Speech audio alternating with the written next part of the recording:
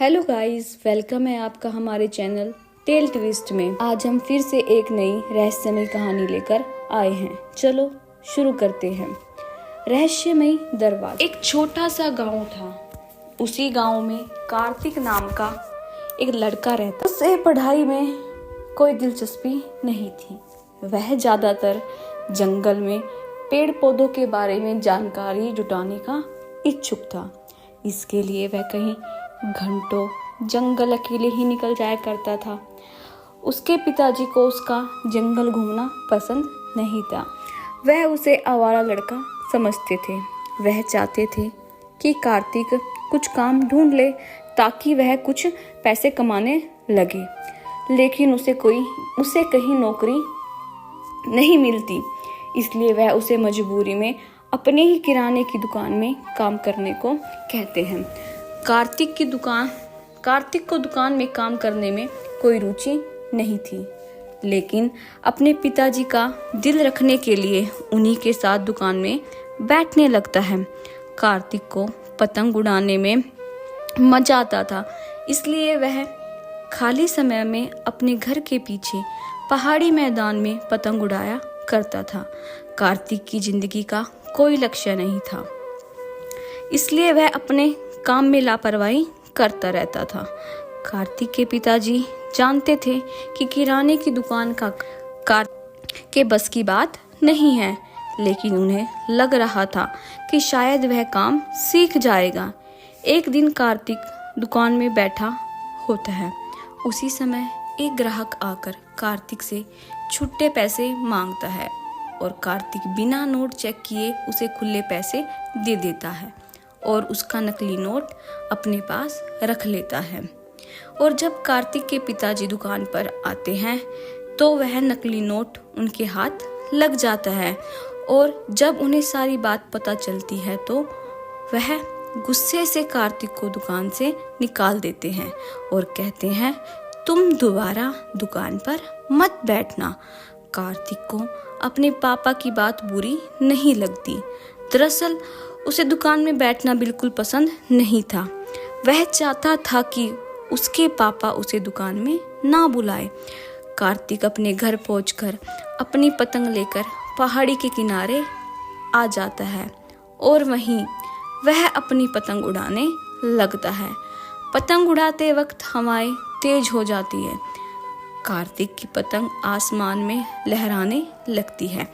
कार्तिक जल्दी से अपनी पतंग नीचे उतारने की कोशिश करता है और उसी कोशिश में पतंग का धागा टूट जाता है। पतंग जाकर एक पेड़ में फंस जाती है। कार्तिक भी पतंग के पीछे पीछे भागने लगता है और पहाड़ी के किनारे उसी पेड़ के नीचे जाकर खड़ा हो जाता है जहां वह पतंग लटक रही थी। कार्तिक पत्थर मारकर पतंग निकालने की कोशिश करने लगता है। अचानक कार्तिक की नज़र पेड़ के पीछे बने एक दरवाजे पर पड़ती है, जिसे देखकर वह चौंक जाता है। कार्तिक धीरे धीरे दरवाजे के करीब पहुंचता है।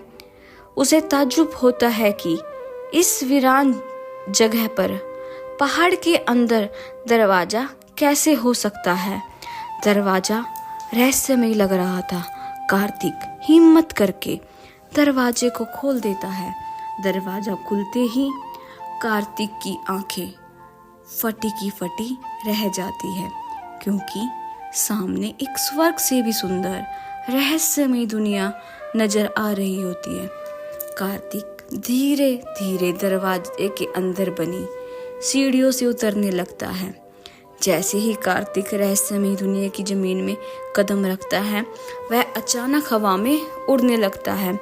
बड़ी मुश्किल से वह आसमान में अपने आप को संतुलित कर लेता है।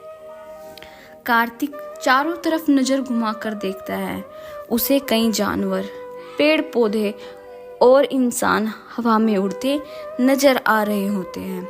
और तो और बड़े बड़े घर हवा में उड़ रहे होते हैं, जिनमें सोलर पैनल लगाए गए थे। सूरज की सहायता से चार्ज करके घरों में विद्युत प्रदान की जा रही थी। कार्तिक ऐसी नायाब तकनीक का नमूना देखकर हैरत में पड़ जाता है। दरअसल ये दुनिया पृथ्वी से बिल्कुल उलट थी। जो चीज आसमान में उड़ने वाली थी केवल वही जमीन पर चल सकती थी, क्योंकि यहाँ गुरुत्वाकर्षण बल की कमी थी, जिस वजह से जमीन पर चलने के लिए पंखों की आवश्यकता होती थी। इसलिए केवल पक्षी और उड़ने वाले कीड़े मकोड़े ही जमीन पर चल सकते थे। कार्तिक को यह नजारा अद्भुत लग रहा था। कार्तिक को इस रहस्यमय दुनिया के लोग अचंभे की तरह देख रहे थे। तभी कुछ लोग आकर कार्तिक से उसके बारे में पूछते हैं। कार्तिक बड़ी मुश्किल से अपने आप को हवा में संतुलित कर पा रहा था। उसने इतना अद्भुत नजारा देखा था कि उसके मुंह से शब्द ही नहीं निकल रहे थे। कुछ देर बाद बिना बोले ही कार्तिक हवा में उड़ता रहता। इन दुनिया के इंसान कार्तिक को देखने के लिए चारों तरफ घूमने लगते हैं। कार्तिक के कपड़े और उनके कपड़े बिल्कुल अलग थे। इस दुनिया के इंसानों के कपड़ों में सोलर चार्जिंग पैनल लग रहे हुए थे, जिनकी मदद से वह अपने शरीर में लगे गैजेट्स का इस्तेमाल कर पा रहे थे। सभी के पास एक से बढ़कर एक आधुनिक यंत्र मौजूद थे, जो पृथ्वी की तुलना में कहीं ज़्यादा आधुनिक थे। इसी जगह पर भी पृथ्वी की ही तरह लोगों ने अपने अलग अलग देश बना रखे थे और देश में प्रधानमंत्री, राष्ट्रपति और आर्मी फोर्सेस भी थी। कार्तिक इस दुनिया में अजनबी था, जिसकी वजह से लोग उसे संदिग्ध व्यक्ति समझ रहे थे और इसी कारण उसे गिरफ्तार कर लिया जाता है। कार्तिक बहुत विनती करता है, मैंने कुछ नहीं किया, मुझे गिरफ्तार क्यों कर रहे हो? लेकिन उसकी बात किसी को समझ नहीं आती। यहाँ के लोगों की भाषा शैली बिल्कुल अलग थी। ज़्यादातर लोग कम शब्दों में ही बात किया करते थे। कार्तिक को गिरफ्तार करके पूछताछ करने के लिए पुलिस थाने लाया जाता है। कार्तिक लोगों को अपनी बात समझाने में असमर्थ था, क्योंकि उसकी भाषा किसी की भी समझ में नहीं आ रही थी। कार्तिक की बात को समझने के लिए लैंग्वेज डिकोडर टेक्नोलॉजी का इस्तेमाल किया जाता है। लैंग्वेज ट्रांसलेट की मदद से उन्हें कार्तिक के बारे में बहुत हद तक जानकारी मिल जाती है और वह समझ जाते हैं कि कार्तिक कोई ऐसा व्यक्ति नहीं है जिससे हमारी दुनिया को नुकसान पहुंचाएगा, बल्कि यह पृथ्वी ग्रह से भटककर हमारी दुनिया में प्रवेश हो गया है। इस दुनिया के लोग कार्तिक को अपना मेहमान समझने लगते हैं। कार्तिक के खाने पीने के लिए शाही व्यंजनों की तैयारी की जाती है। कार्तिक इनके बदलते व्यवहार से चिंतित था, क्योंकि वह इनकी बातों को समझ नहीं पा रहा था।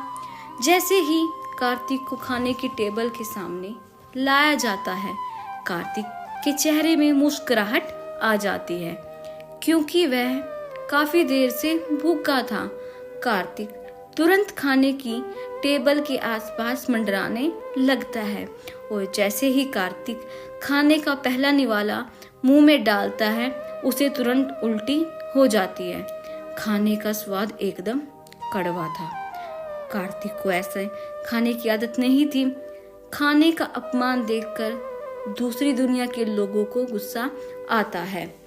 वह इशारों में कार्तिक को खाने के लिए दोबारा कहते हैं, लेकिन कार्तिक उन्हें मना कर देता है।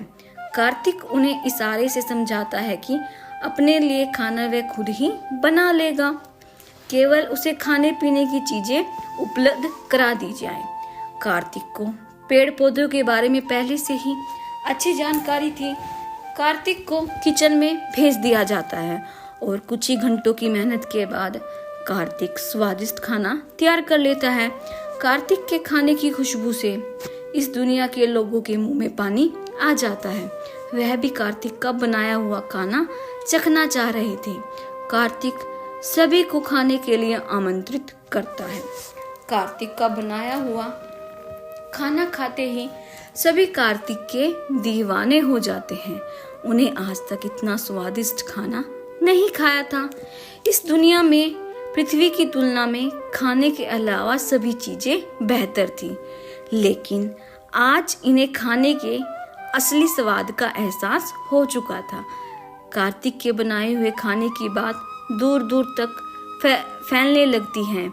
एक दिन इस शहर में इस दुनिया के प्रधानमंत्री का दौरा होने वाला था, जिनके स्वागत के लिए पूरे शहर को सजाया जा रहा था।